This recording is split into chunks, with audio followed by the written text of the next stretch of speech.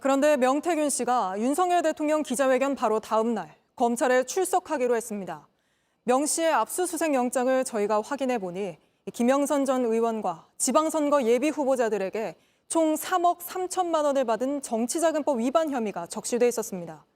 이들이 명 씨에게 왜 돈을 줬는지, 그러니까 공천 대가가 아닌지까지 검찰이 밝혀내느냐가 관건입니다. 명 씨는 어린 딸을 언급하며 검찰에 비공개 조사를 요청하기도 한 걸로 확인됐습니다. 김필중 기자입니다. 창원지검은 명태균 씨에게 오는 8일 출석하라고 통보했습니다. 지난 2월 명 씨를 소환한 것에 이어 두 번째 피의자 조사입니다. 명 씨 측은 JTBC에 예정대로 검찰에 출석해 조사를 받을 것이라고 밝혔습니다. 그런데 명 씨가 최근 검찰에 비공개 소환을 요청한 것으로 파악됐습니다. 공개 소환을 하면 어린 딸이 받을 충격이 두렵다며 지하주차장 등을 통해 비공개 소환을 해달라는 취지로 검찰에 요청한 겁니다. 이에 검찰은 검찰청의 지하주차장이었고 1층에는 기자들도 대기하고 있어 어렵다고 답변한 것으로 파악됐습니다.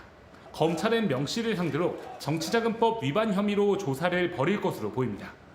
JTBC 취재 결과 검찰이 닷새 전 명 씨 집을 압수수색하면서 제시한 영장에 정치자금법 위반 혐의가 적시되어 있었던 것으로 파악됐습니다. 구체적으로는 피의자 명 씨가 김영선 전 의원에게 9천여만 원을 받았고 지방선거 예비 후보자 2명에게도 2억 4천만 원을 받은 것을 정치자금법 위반이라고 적시했습니다.